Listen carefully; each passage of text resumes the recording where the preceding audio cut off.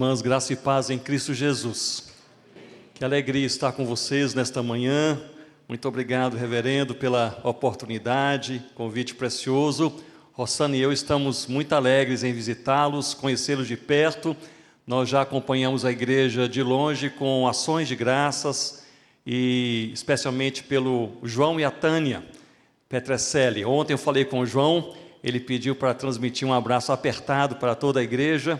E nós temos, Rossana e eu, o privilégio de servir com João e Tânia em um projeto missionário chamado Planters. E o Planters tem esse objetivo de dar treinamento para plantadores de igrejas nativos em países e regiões menos evangelizados do mundo.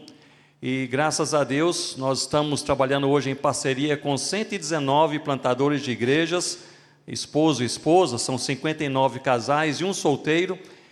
São pessoas lá das suas terras, dos seus países, e trabalhamos em 7 países, na Ásia, Oriente Médio, Norte da África e a Amazônia brasileira e colombiana, e também agora começando em Angola.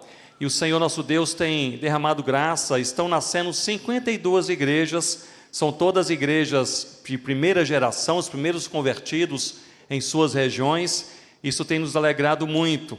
Eu aproveito a oportunidade para pedir que vocês orem conosco pelos plantadores de igrejas e por essas 52 igrejas. São igrejas pequenas, geralmente em lares, pois são países fechados para o Evangelho, mas ali o povo de Deus tem se reunido em adoração e louvor ao Senhor, na palavra, em oração e também se envolvido com a missão. Isso realmente tem alegrado os nossos corações. Eu aproveito também para agradecer à igreja as orações a meu favor da minha saúde. Alguns irmãos me abordaram falando que oraram durante o tempo que eu fiz o tratamento contra o câncer. E graças a Deus, nos últimos exames, não apareceu nenhuma célula maligna. E graças ao Senhor por isso, estamos até aqui em São Paulo para fazer mais uma avaliação oncológica que começa amanhã. O nosso Deus, Ele é bom e cuida de nós. Ele cuida de nós quando cura. Ele cuida de nós quando não cura, pois é Deus presente, sempre fiel, e cuida de acordo com a nossa necessidade e o propósito do seu coração para a minha vida e para a sua vida, em nome do Senhor Jesus. Nesta manhã eu gostaria de ler com vocês um texto precioso da palavra de Deus, no livro de Atos, no capítulo 16. Abra comigo, por favor, a sua Bíblia, no livro de Atos, e nós leremos no capítulo 16, logo a partir do verso 16. Nós bem sabemos que o livro de Atos é um livro teocrático, fidedigno, e é um livro missionário. É um livro teocrático, pois esse livro foi escrito, entre outros motivos, para nos encorajar a crer que Deus de fato controla todas as coisas. Nestes 28 capítulos nós vemos a mão de Deus governando o possível e o impossível, o visível e o invisível, pessoas de perto, pessoas de longe. Nosso Deus governa sobre todas as coisas. Portanto, um dos motivos do Senhor nosso Deus revelar-se na sua palavra e neste livro especificamente é encorajar o meu coração e encorajar o seu coração a crer em Deus, a crer que o nosso Deus, de fato, Ele controla o macro-universo, ao mesmo tempo que Ele controla os detalhes da sua vida. Portanto, uma das mensagens mais gritantes neste livro é esta: nós estamos nas mãos de Deus. E se nós, de fato, cremos assim, nós podemos ir para a nossa casa hoje à noite, colocar a cabeça sobre o travesseiro e descansar a nossa alma, pois apesar daquilo que está ao seu redor na sua vida, quem sabe você está na igreja nesta manhã, mas com aflições de coração, com problemas familiares, relacionais ou de outra ordem qualquer, Deus controla a sua vida e tudo ao seu redor. Portanto, creia em Deus e descanse em Deus. Este é um livro teocrático, mas além de ser um livro teocrático, este livro também é fidedigno. Ele foi escrito para nos convencer que Deus de fato cumpre todas as suas promessas. Aqui um alerta: Deus não cumpre aquilo que Ele não prometeu, mas Ele cumpre todas as suas promessas. O livro de Atos começa já no capítulo 2 com o derramamento do Espírito Santo no Pentecoste sobre a igreja de Cristo, em cumprimento da promessa feita pelo Senhor Jesus. Portanto, neste livro, nesses 28 capítulos, nós vemos Deus cumprindo as suas promessas. Aliás, esta é uma característica particular, específica e especial do nosso Deus. Deus é sempre fiel. Ele permanece fiel mesmo quando somos infiéis. Portanto, este livro, ele é teocrático, Deus no controle, ele é fidedigno, Deus fiel, e este livro também é um livro, como bem sabemos, um livro missionário.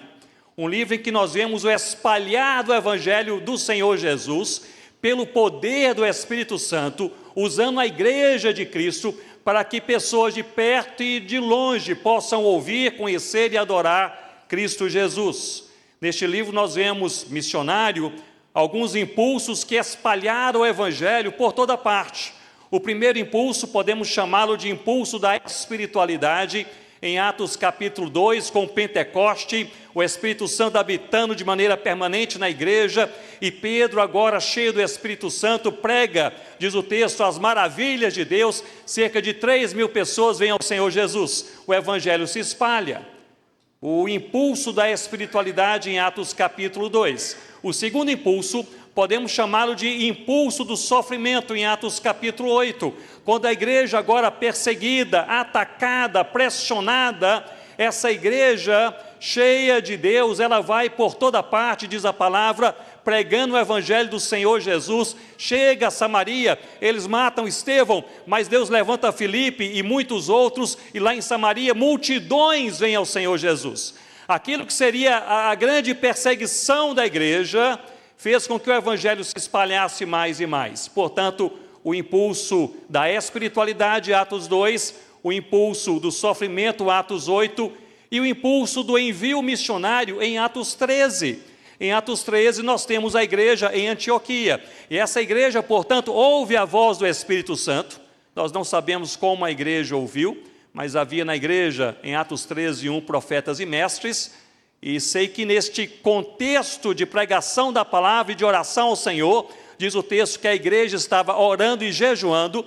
Eles souberam que Deus estava chamando a Paulo e Barnabé, e aí separaram Paulo e Barnabé, e eles foram enviados por Deus, co-enviados pela igreja, e ali eles saem para os gentios, pregando o Evangelho de Cristo em toda parte. Portanto, o impulso da espiritualidade, Atos 2, o impulso do sofrimento, Atos 8, o impulso do envio missionário, Atos 13, e agora nós temos o impulso do plantio e da multiplicação de igrejas a partir de Atos 16, que é o texto que nós leremos. Quando agora Paulo e sua equipe, eles plantam igrejas, essas igrejas colaboram para o plantio de outras igrejas, essas igrejas fortalecidas espalham o Evangelho ainda mais. E é nesse contexto de Atos 16 que nos encontramos e leremos juntos. Se puder ficar de pé comigo uma vez mais, leremos Atos 16 a partir do verso 16.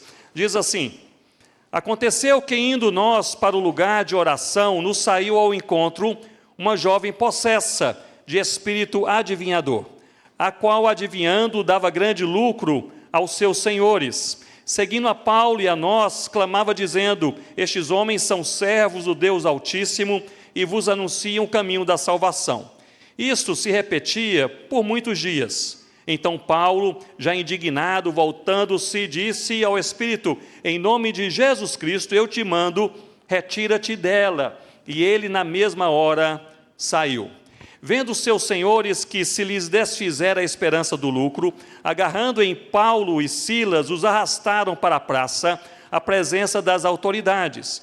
E levando-os aos pretores, disseram: estes homens, sendo judeus, perturbam a nossa cidade, propagando costumes que não podemos receber, nem praticar, porque somos romanos. Levantou-se a multidão unida contra eles, e os pretores, rasgando-lhes as vestes, mandaram açoitá-los com varas, e depois de lhes darem muitos açoites, os lançaram no cárcere, ordenando ao carcereiro que os guardasse com toda a segurança. Este, recebendo tal ordem, levou-os para o cárcere interior e lhes prendeu os pés no tronco. Versículo 25, todos juntos?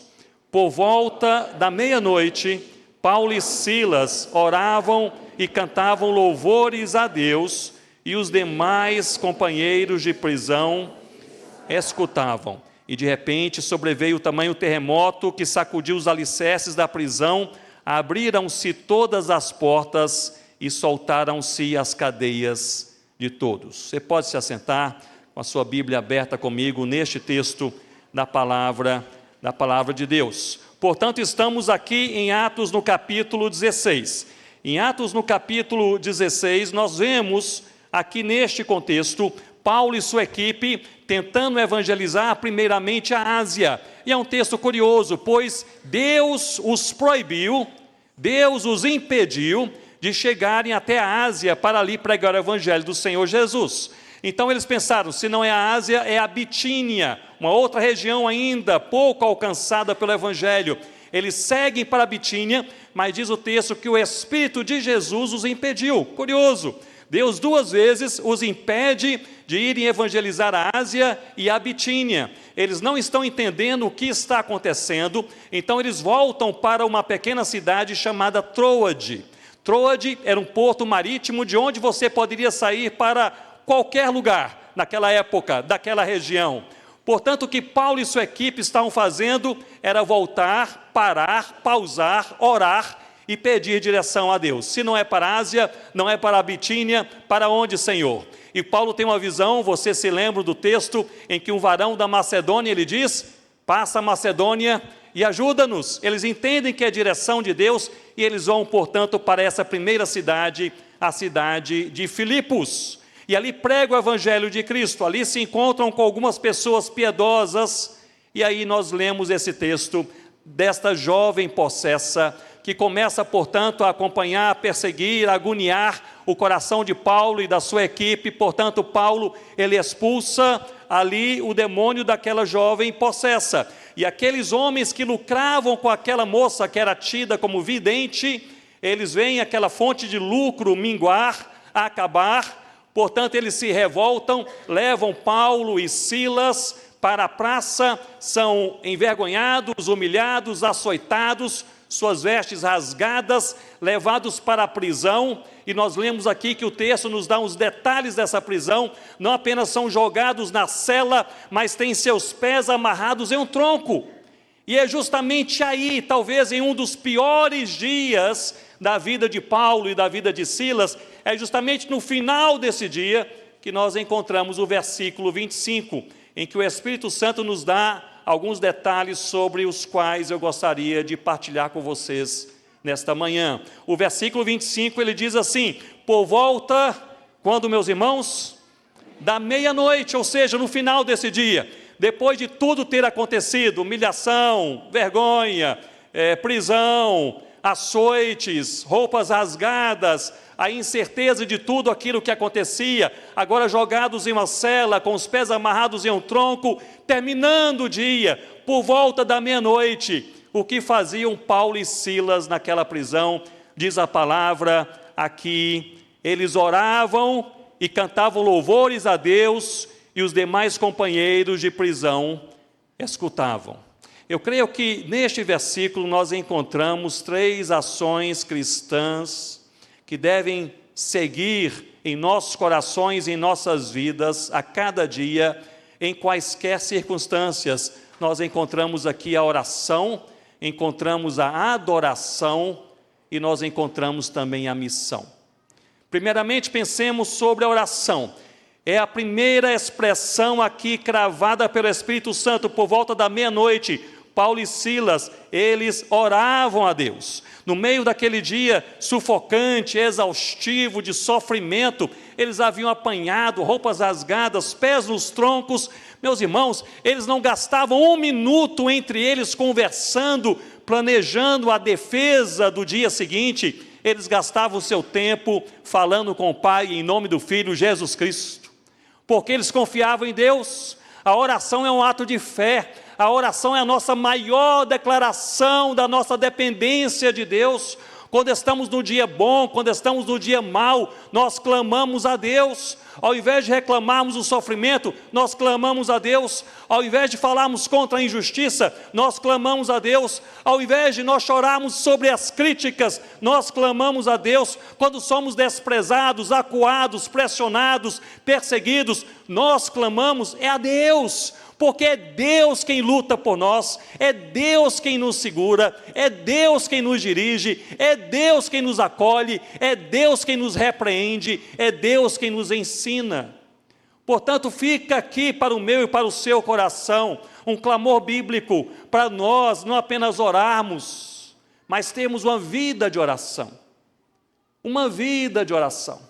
Não apenas orarmos momentos específicos antes das refeições, mas termos uma vida de oração, em que nós falamos com o Pai em nome do Filho Jesus, sobre tudo aquilo que está ao nosso redor, aquilo que vem à mente, aquilo que conseguimos ver, também sobre o dia bom, as bênçãos que Ele nos dá, mas também coloque perante o Senhor as suas aflições.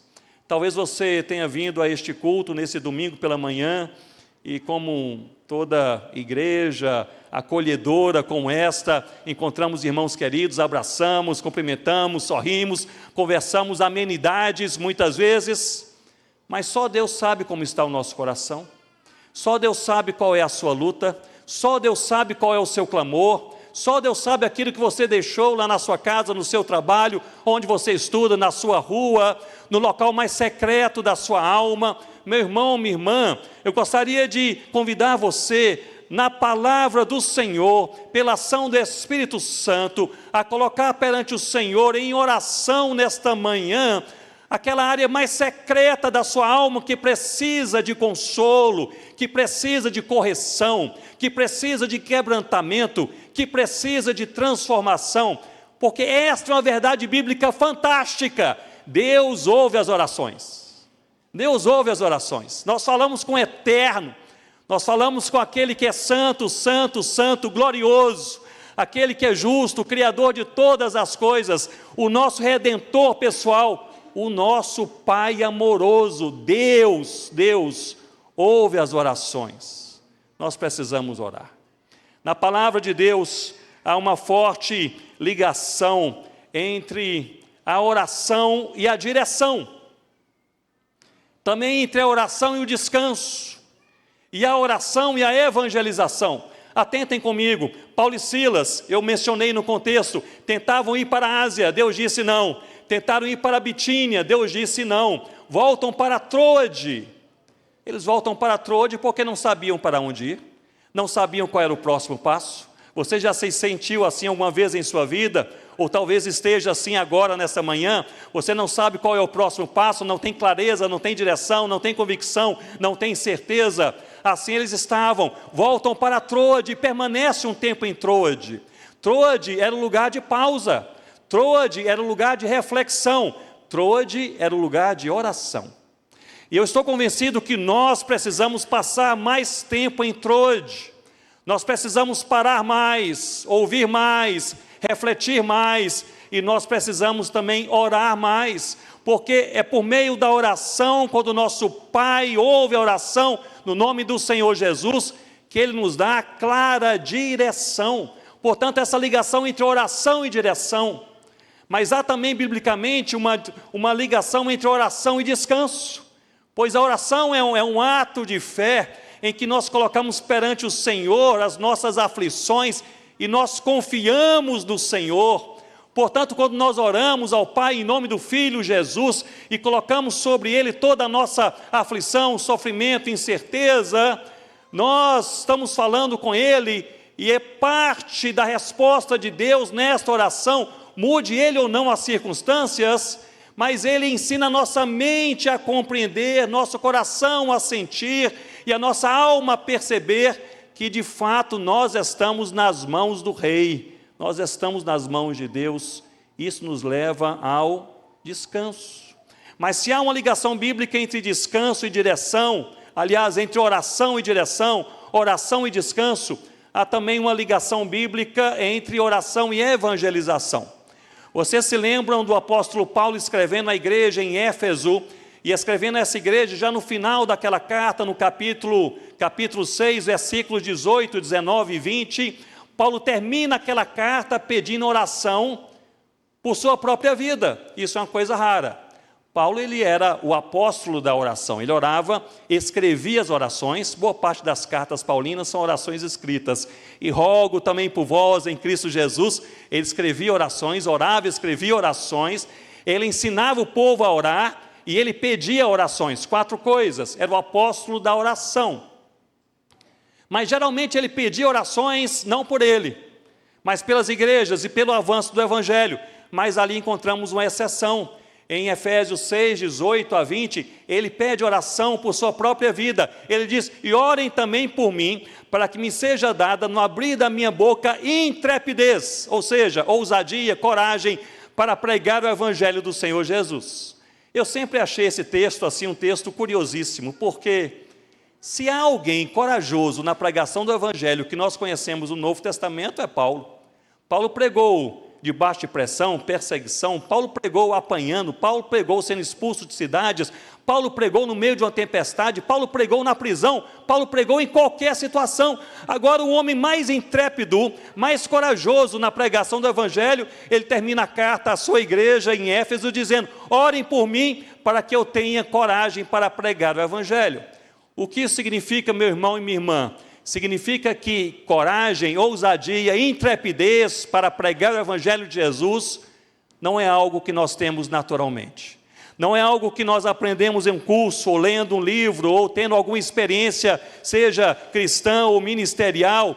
Essa coragem, essa ousadia vem de Deus. É por isso que precisamos orar, pedindo que o Senhor nos dê a coragem, a intrepidez, a ousadia para pregarmos o evangelho. Eu estou convencido que muitas vezes nós evangelizamos pouco, porque nós oramos pouco. Nós precisamos orar mais, pedindo que o Senhor nos encha de ousadia na pregação do evangelho do Senhor Jesus. Portanto, oração, versículo 25, por volta da meia-noite, Paulo e Silas, eles oravam a Deus. E o texto continua, e cantavam louvores a Deus. A adoração. A adoração é nós reconhecermos quem Deus é e o que Ele faz, e podemos expressar nossa adoração por meio de louvores, por meio da própria oração e por meio das nossas vidas, dos nossos atos no dia a dia. Nós lemos aqui que Paulo e Silas, presos no final daquele dia, eles louvavam a Deus, adoravam a Deus. Isso é algo que deveria chamar a minha e a sua atenção, porque eu fico imaginando, se eu lá estivesse, naquela prisão, depois de apanhar, ser humilhado, roupas rasgadas, jogado numa cela, pés amarrados em um tronco, eu acho que estaria ali chorando as minhas dores, chorando meu sofrimento. Em lugar de chorar o sofrimento do dia, eles louvavam a Deus, adoravam a Deus. Em lugar de gritar injustiça, eles adoravam e exaltavam o nome do nosso Deus. Em lugar de falar, nós viemos fazer o bem e vocês nos tratam mal, eles exaltavam o nome do nosso Deus e faziam isso de coração e com louvor expressivo e audível, de maneira que muitas pessoas ali ouviam naquela própria prisão. A adoração é nós entregarmos a Deus tudo que somos, tudo que temos, tudo que fazemos, exaltando o seu nome. E fazemos isso por meio da nossa vida, nossos atos, relacionamentos, a maneira como nós lidamos com pessoas, com dinheiro, com igreja, com ministério, por meio de oração, de louvores, de maneira comunitária, como igreja, em comunhão. Nós precisamos adorar a Deus com tudo o que somos e tudo o que temos. É interessante que a primeira vez que a palavra adoração aparece na Bíblia, lá em Gênesis capítulo 22, no versículo 5, surge essa palavra pela primeira vez naquele formato na vida de Abraão, no contexto de Abraão. Vocês se lembram do texto quando Abraão estava levando Isaque para ser sacrificado, obedecendo assim à direção de Deus. E ali estava Abraão, com Isaque ao seu lado. Ele está acompanhado de alguns de seus servos. E Abraão falou com seus servos: vocês fiquem aqui, e eu e o moço ali é Isaque, nós iremos até lá, nesse outro local, nesta montanha, e havendo adorado, primeira vez que a palavra aparece naquele formato, adorado a Deus, nós voltaremos até vós. E me chama a atenção que na primeira vez que a palavra adoração aparece na Bíblia, não há igreja reunida, não há corais cantando, não há pastor pregando, não há nem templo edificado, mas há um homem entregando a Deus tudo o que tem, o seu tesouro mais precioso, o seu filho amado. Alguém dizendo a Deus: tudo pelo Senhor, para o Senhor. Aqui está. Adoração é nós rendermos a Deus tudo que somos, tudo que temos, tudo que fazemos, para a glória dEle, do jeito dEle, para a exaltação do seu nome. Por isso que nós muitas vezes podemos pensar que a primeira missão da igreja não é fazer.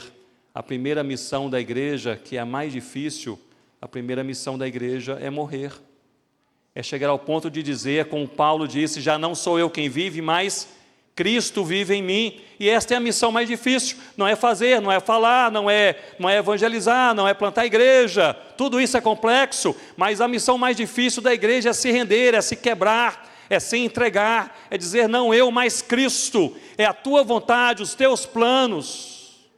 Por isso, meu irmão, minha irmã, quando nós estamos aqui olhando para a palavra de Deus em adoração, nós precisamos compreender que Deus tem propósitos específicos para a nossa vida, e esses propósitos de Deus são centrados na vontade de Deus. Ele deseja que você e eu possamos fazer a sua vontade em adoração. Tudo pertence ao Senhor.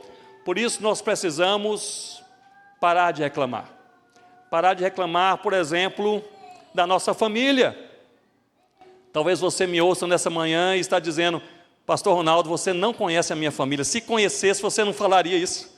A minha família é complicada. A família dos meus amigos, famílias bem resolvidas, famílias tranquilas. A minha família é um problema, complicação, preocupação. Aliás, estou aqui durante o culto pensando, aflito por causa da minha família. Meu irmão, minha irmã, Deus colocou você na sua família para você florescer e assim adorar e exaltar o nome do nosso Deus, para que você seja ali sal da terra, luz do mundo, árvore que frutifica.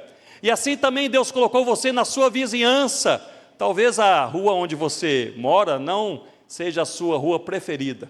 Talvez você esteja dizendo: mas a rua do meu coração era outra rua, em outro bairro, outro lugar. Ah, aquela rua, aquela vizinhança é excelente. A minha vizinhança problemática não é o melhor lugar, não é o local dos meus sonhos. Deus colocou você ali para você florescer. Onde você trabalha, florescer. Onde você estuda, florescer. Perante seus amigos e seus inimigos, Deus nos coloca ali para nós possamos florescer e assim adorar o nome do Senhor Jesus. Adoramos a Jesus não apenas na igreja com nossos louvores, adoramos a Jesus quando rendemos tudo para Ele e por Ele em nossas vidas. A adoração. Como eu mencionei, Rossana e eu trabalhamos com esse projeto missionário Planters. Iniciamos esse projeto durante a pandemia, há cerca de já uns 5 para 6 anos, pouco antes da pandemia.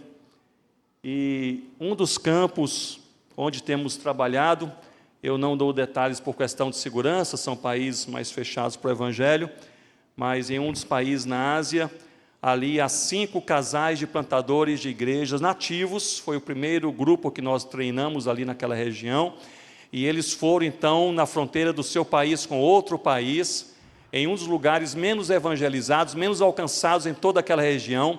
São mais de 800 vilas com milhões de pessoas, e não havia nenhum cristão conhecido entre eles naquela época. Milhões de pessoas, 800 vilas, não havia um crente no Senhor Jesus conhecido ali naquela época. Os 5 casais foram para essa região inóspita, um deserto quente, e com muita perseguição à fé cristã, começaram a orar, começaram a se relacionar, começaram a trabalhar, servir as pessoas. O Senhor foi dando ali alguns relacionamentos, algumas amizades, algumas oportunidades. Algumas pessoas começaram a vir ao Senhor Jesus, e nasceu ali uma pequena igreja, por meio daqueles 5 casais. Mas o casal principal, que era o líder ali daquele grupo, eles moravam na maior vila, e na rua principal daquela vila, eles sempre ficavam incomodados, porque eles viam ali 15 meninas órfãs, ali sozinhas, muitas vezes não tendo direito ao que comer, e sujeitas a todo tipo de provação que vocês podem imaginar. 15 meninas. Eles oravam pelas meninas, iam e vinham, mas certo dia, inconformados com a situação, resolveram adotar. Mas não adotaram 1 ou 2, adotaram as 15. Levaram as meninas para casa, vestiram as meninas, cuidaram das meninas, mandaram para a escola, começaram a evangelizar, falar de Jesus para aquelas meninas. A notícia correu, um juiz equivalente ao juiz federal, um juiz federal aqui no Brasil, em uma cidade, a cidade maior, mais próxima, os intimou. O casal ali então entrou no escritório ali daquele juiz, e o juiz disse a eles: eu tenho apenas 2 perguntas a fazer. Em primeiro lugar, vocês adotaram 15 meninas órfãs? E o casal respondeu: sim, aqui estão os papéis de adoção, totalmente legalizados, tudo certinho, encaminhado, ainda não foi finalizado, mas estamos no processo com a guarda das meninas, estão morando aqui em nossa casa. Ele disse: está bem, só quero saber se vocês adotaram as 15. Eles falaram sim. E o juiz disse: a segunda pergunta é esta: vocês são cristãos? Eles responderam: sim, somos cristãos. Então o juiz os interpelou dizendo: vocês têm 48 horas para devolverem essas meninas para as ruas onde vocês as encontraram. E aquela missionária falou comigo, partilhou comigo essa história, lágrimas em seus olhos, quando eu fui lá visitá-los a última vez, lágrimas em seus olhos. Ela disse que confrontou o juiz, dizendo: o senhor prefere que essas meninas passem fome e todo tipo de tribulação que você pode imaginar nas ruas, do que viver na casa de cristãos? E ele respondeu: é isto mesmo, podem sair, por favor. Eles voltaram para casa quebrados. O que fazer? Essas meninas, como cuidar delas? Agora essa posição oficial do juiz que os intimou, e aqueles crentes recém-convertidos na fé no Senhor Jesus, sabendo da aflição daqueles plantadores de igrejas, eles correram ali para a casa daquele casal missionário, e eles falaram: o problema é que vocês adotaram as 15, então chamou a atenção, ficou assim muito visível, vamos redistribuir as meninas. Aí um casal disse: nós vamos adotar uma. Outro casal disse: aquelas 2 são irmãs, então vamos adotar as 2. E rapidamente foram redistribuídas em várias famílias. Eu estava na casa daquele casal quando eu vi essa história, e naquela noite eu não consegui dormir.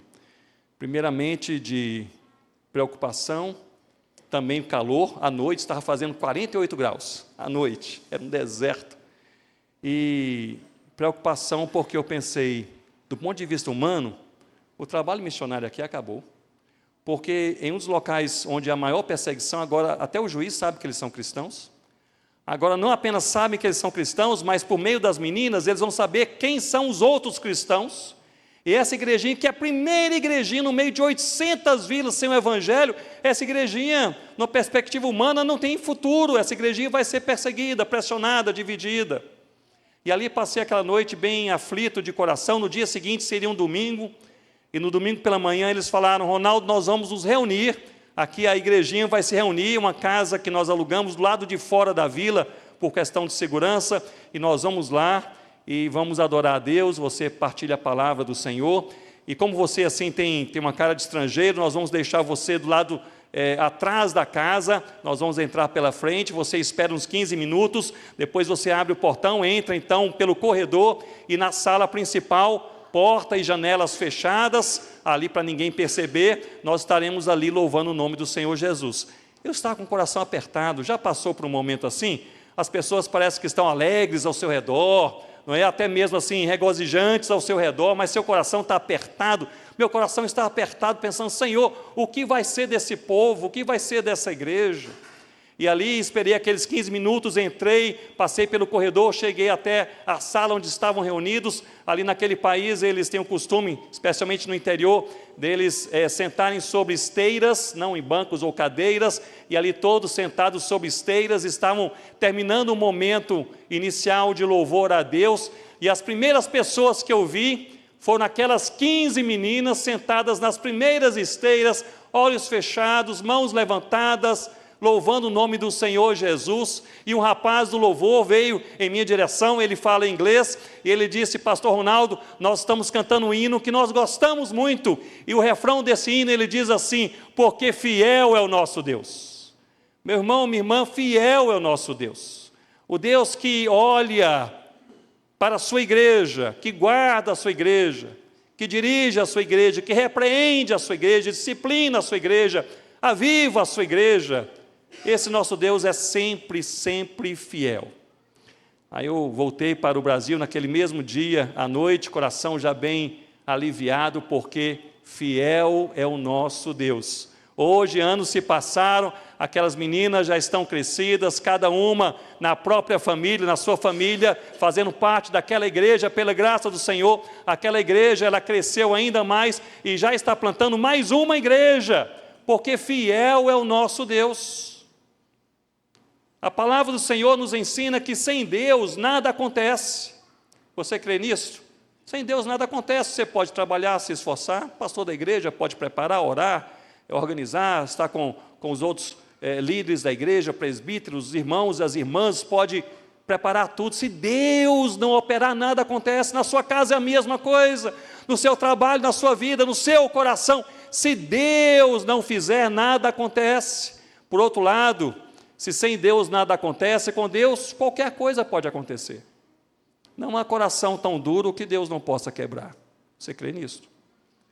Não há casamento tão quebrado que Deus não possa restaurar. Não há filho tão distante do Senhor que Ele não possa resgatar. Não há igreja tão morta que Ele não possa avivar. Não há povo tão distante que Ele não possa alcançar. Se sem Deus nada acontece, com Deus qualquer coisa pode acontecer. Portanto, na vontade do Senhor nós temos esperança e paz. Oração, adoração. Observem comigo o versículo 25, uma vez mais. Por volta da meia-noite, final do dia, Paulo e Silas oravam a Deus. Eles cantavam louvores a Deus. E os demais companheiros de prisão, o que, irmãos? Escutavam. Quer dizer que eles faziam isso em voz audível. Olhem só, se nós encontramos aqui oração e adoração, encontramos também missão. É isso que eles faziam. Eles já haviam apanhado e já haviam sido encarcerados por pregar o Evangelho. Eu acho que era prudente agora se calarem, não é verdade? Ou se fossem orar ou louvar a Deus, bem baixinho, né, para ninguém perceber. Eles fazem o contrário, eles oram a Deus, eles louvam a Deus, e diz que os demais companheiros de prisão escutavam.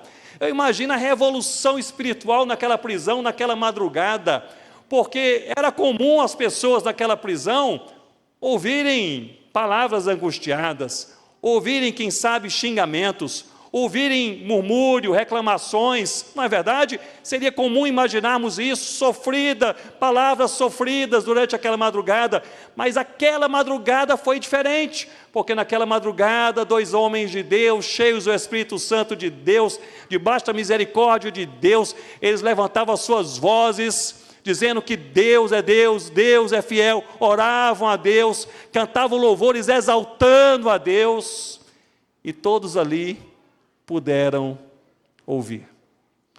A missão dada pelo Senhor Jesus à sua igreja, ela é cumprida quando nós somos crentes que amam, seguem e proclamam o nome do Senhor Jesus, com tudo o que somos, tudo o que temos e tudo o que fazemos no dia a dia. No dia a dia. Portanto, esta missão que nos é dada, ela é dada para que o Evangelho do Senhor Jesus se espalhe por toda a terra, do outro lado da rua e do outro lado do mundo. O poder de Deus é a palavra de Deus, e essa palavra de Deus que habita em nós, transformou o meu coração, o seu coração, a sua família, essa igreja. nós precisamos testemunhar do Senhor não apenas no dia bom, mas também no dia mau. Quando nós testemunhamos do Senhor, quem Ele é, e adoramos o Seu nome no dia mau, talvez seja aí uma das maiores oportunidades para que sejamos ouvidos. Paulo e Silas oravam, adoravam e cumpriam a missão. Ali o povo daquela prisão, todos escutavam. Qual é a prioridade da sua vida? Tem sido Deus e as coisas de Deus? O que habita de maneira mais prolongada na sua mente e desce ao seu coração? Tem sido o reino de Deus, os propósitos de Deus? Como você usa as oportunidades que o Senhor te dá, testemunhando a respeito de Deus? Eu creio que algumas aplicações podem nos vir à mente. A primeira delas, eu queria deixar com vocês nesta manhã. Orem por duas coisas especificamente. Orem primeiramente, a oração que Paulo fez e pediu à igreja que orasse por ele em Éfeso. Ore para que Deus nos dê ousadia na pregação do Evangelho. Ousadia na pregação do Evangelho não é resultado de conhecimento intelectual, nem é resultado de experiência cristã e ministerial. Mesmo pastores mais antigos, missionários mais experientes, podem perder a ousadia. Igrejas maduras podem perder a ousadia. Precisamos orar: Senhor, renova a ousadia, a intrepidez, para sermos Jesus e falarmos do Senhor Jesus. Ore por isso. Ore também por oportunidades, para que Deus te dê oportunidades para você transmitir, proclamar o Evangelho do Senhor Jesus. Agora, você precisa orar pelas oportunidades e abrir seus olhos. Muitas vezes nós oramos, clamamos, pedimos ao Senhor por oportunidades, mas nossos olhos estão fechados e o Senhor nos dá e nós não percebemos. Oportunidades estão em nossa casa, talvez esteja na sua família. Talvez nesta semana você vai se encontrar com alguém no ambiente propício para você falar: eu creio em Jesus. Talvez nessa semana você vai encontrar alguém que está passando por uma aflição que você pode falar: a resposta é Jesus. Abre os seus olhos, ore ao Senhor. Deus responde às orações. Abre os seus olhos para ver as oportunidades que Ele nos dá. Use também essas oportunidades para partilhar a sua fé de maneira objetiva, também com o seu testemunho, sendo íntegro, cristão, mas também com o falar, com as suas palavras, com a palavra de Deus. Se você tiver apenas 1 minuto com uma pessoa em sua vida, você não vai se encontrar com essa pessoa novamente em sua vida. Cite para essa pessoa um versículo da palavra de Deus. É o Espírito Santo quem faz a obra. Toda semente lançada, se o Senhor quiser, pode florescer. Você crê nisso? Toda semente lançada. Por isso que você, se você tem filhos que estão distantes do Senhor, continue orando, continue semeando a palavra de Deus. Mais cedo ou mais tarde, se o nosso Deus assim quiser, essa palavra vai florescer. Qualquer coisa pode acontecer. Ore e abra os seus olhos para as oportunidades que Deus te dá com seus vizinhos, no seu ambiente de trabalho, com aquele que é porta a porta com você, no seu ambiente de estudo, na rua onde você vai passar, um Uber, um ônibus que você vai tomar, uma pessoa que vai estar ao seu lado, uma oportunidade. Nós precisamos, meus irmãos, nós precisamos usar o nosso tempo de vida, precisamos usar a energia que Deus nos dá, pois energia e tempo são limitados. Nós precisamos usar para aquilo que é prioritário, que é o nosso Deus e a vontade do nosso Deus em nossa vida. O propósito que Deus tem para você talvez seja, em várias medidas, diferente do que tem para mim nessa semana. A pessoa ou as pessoas com as quais eu vou me encontrar, você não vai se encontrar. As pessoas com as quais você vai conversar, eu não vou conversar. As pessoas que são do seu relacionamento, não são do relacionamento do outro irmão aqui da igreja. É o seu círculo nas redes sociais, perto e longe. Mas façam isso, proclamem o Evangelho do Senhor Jesus, não apenas onde vocês estão, quem vocês são, mas também enviando missionários para aqueles que pouco ou nada ouviram do Senhor Jesus. Há no mundo hoje ainda 7.000 povos considerados não alcançados, onde o Evangelho, em alguns casos, entrou apenas ali entre uns e outros, e no meio desses 7.000 povos, 3.000 são povos sem nenhum cristão conhecido entre eles. Nenhum cristão conhecido entre eles. Como essa região a que me referi, eram 800 vilas com mais de 3 milhões de pessoas, não havia um cristão conhecido entre eles. Enviando missionários, aqueles a quem Deus chamar nessa igreja, na sua família, na sua casa, ou o seu coração, para atravessar a rua, ou atravessar o mundo, para falar quem é Jesus e o que Ele fez por nós. Tradução da Bíblia, mais de 1000 línguas que não tem um verso bíblico traduzido em seus idiomas, nem em João 3,16. Estive recentemente em um país da Ásia, dando treinamento para 80 plantadores de igrejas nativos daquele país. Eu dava o treinamento em inglês e alguém traduzia para uma das línguas principais do país, língua conhecida pelos 80. E ali, no momento do chá, eu ouvia que eles conversavam em uma outra língua. E aí perguntei a eles quem tinha essa língua para a qual o curso está sendo traduzido, quem tinha essa língua como primeira língua. Nenhum deles.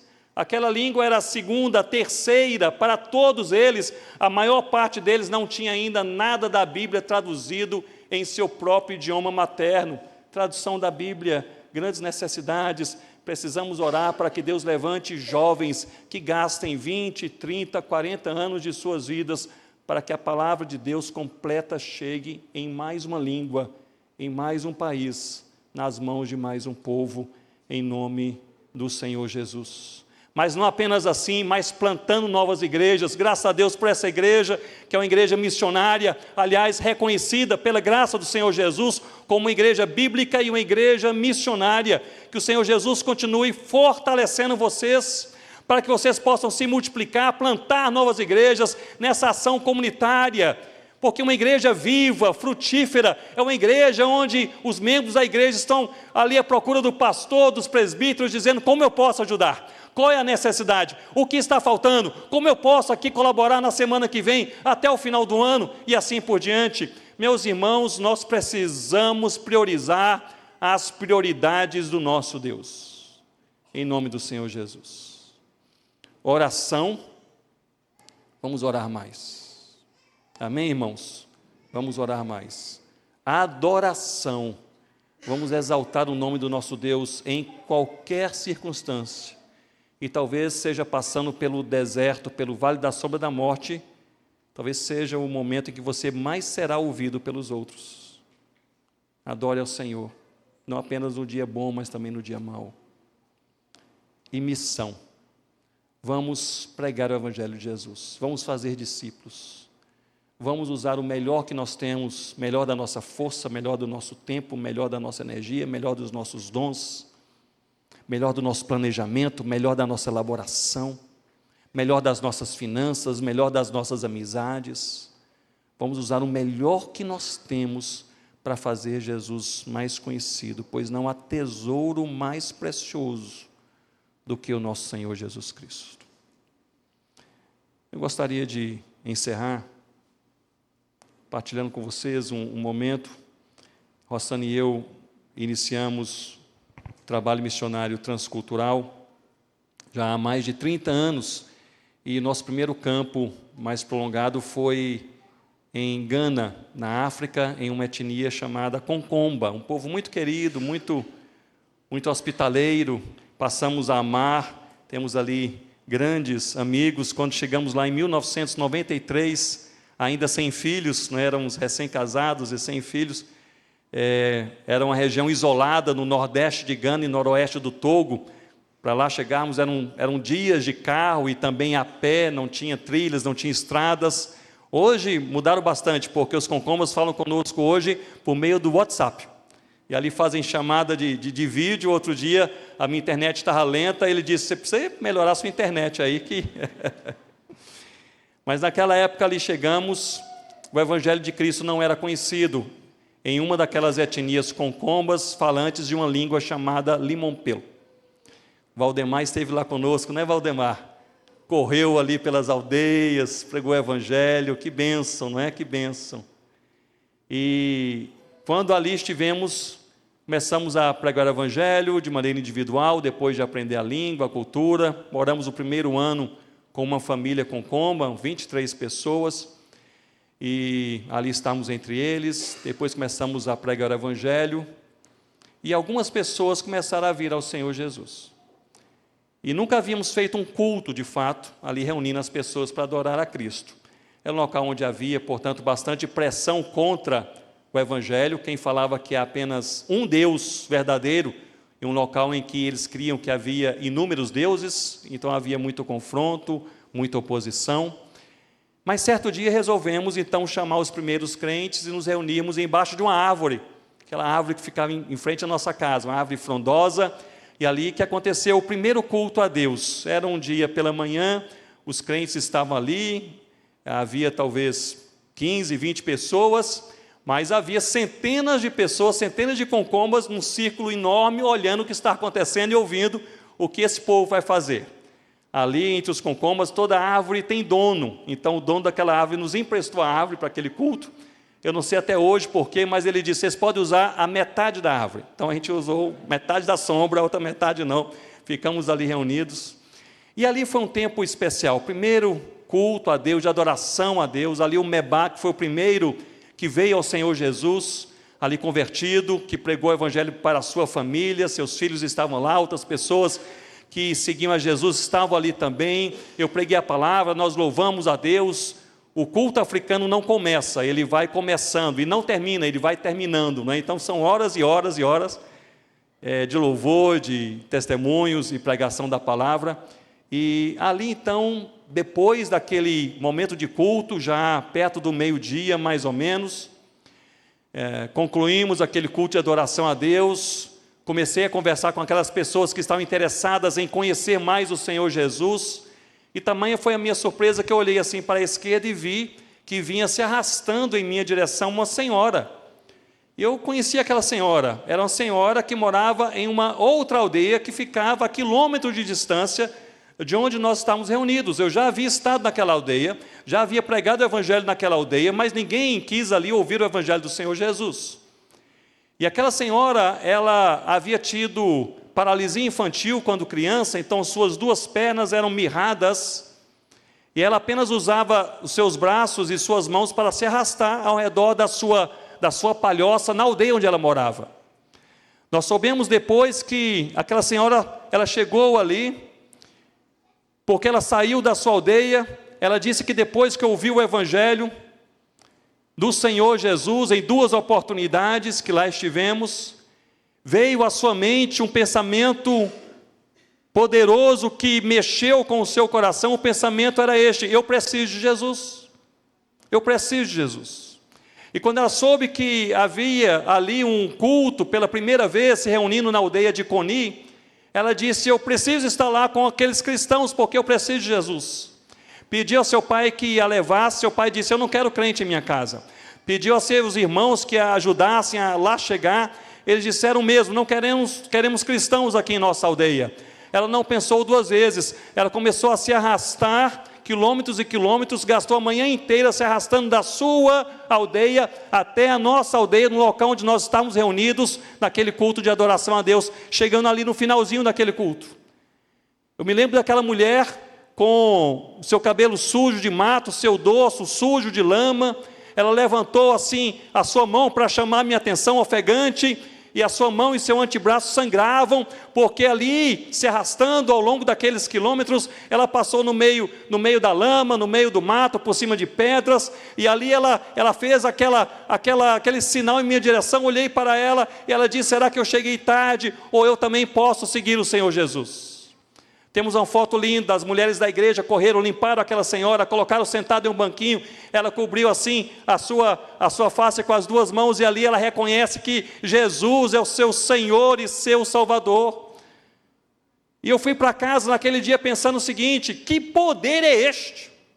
Que poder é este que faz uma mulher, um detalhe, nem concombo ela era de outra etnia Tchokosse, uma mulher que nem era daquela tribo, se arrastar debaixo de humilhação, debaixo de zombaria, no meio do mato, no meio da lama, por cima das pedras, para dizer: eu quero seguir o Senhor Jesus. Que poder é este? Não é o poder da igreja, não é o poder do missionário, não é o poder das palavras bem elaboradas, não é o poder do contexto ali, etc., ou da comunidade, é o poder de Deus, o Evangelho, que é o poder de Deus, capaz, suficiente, para salvar todo aquele que crê no Senhor Jesus. Portanto, meu irmão, minha irmã, vamos viver no poder de Deus. Ele já derramou sobre a sua igreja o seu poder. O Evangelho está em nossa mente, em nosso coração, em nossos lábios. É momento de nós vivermos o Evangelho, seguirmos o Evangelho, proclamarmos o Evangelho, enquanto é dia, enquanto é dia. Não há privilégio maior em nossa vida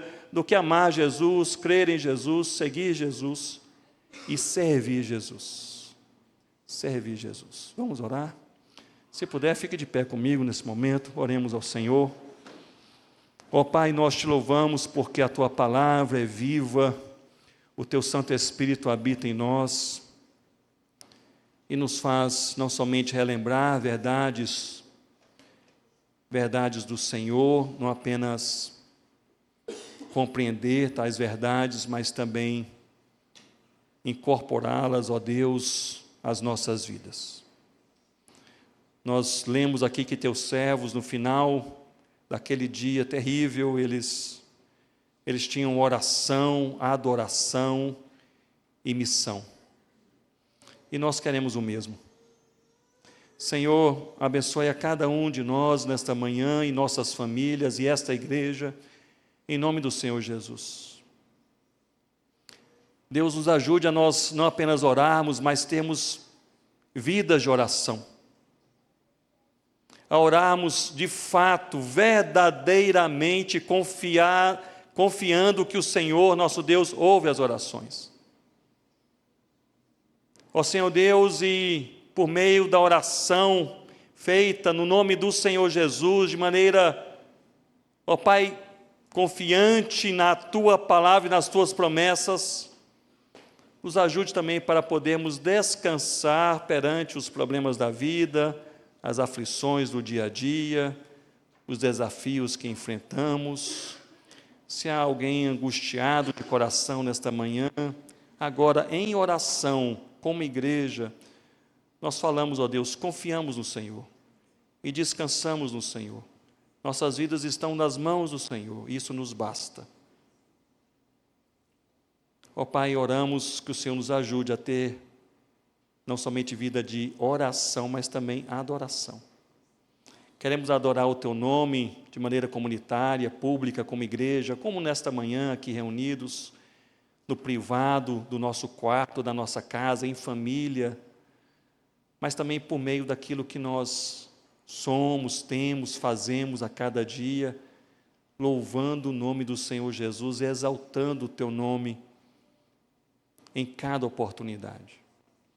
Ó Deus, nos permita louvar ao Senhor com gratidão, não apenas quando tudo vai bem, mas mesmo passando pelo deserto, pelo dia mais escuro, nos ajude a nós verdadeiramente louvarmos o Teu nome. E nós oramos, Senhor Deus, que o Senhor nos ajude a termos vida de oração, de adoração, mas também de missão. Louvado seja o Teu nome por essa igreja dedicada à pregação do Evangelho do Senhor Jesus, perto e longe. Fortalece o Teu povo. Senhor Deus, abençoa o Teu povo. Dirige o Teu povo nos próximos passos, para que continuem firmes na pregação, na proclamação do nome do Senhor Jesus. Senhor Deus, nos ajude também para que possamos abrir os nossos olhos e vermos as oportunidades do Senhor nessa semana, e a cada semana possamos reconhecer aquilo que o Senhor nos dá e faz ao nosso redor, para que possamos falar quem é Jesus e o que Ele fez por nós. Abençoe cada família no temor do Senhor, oramos em nome do Senhor Jesus. Amém, ó Deus. Que Deus abençoe, podem se assentar.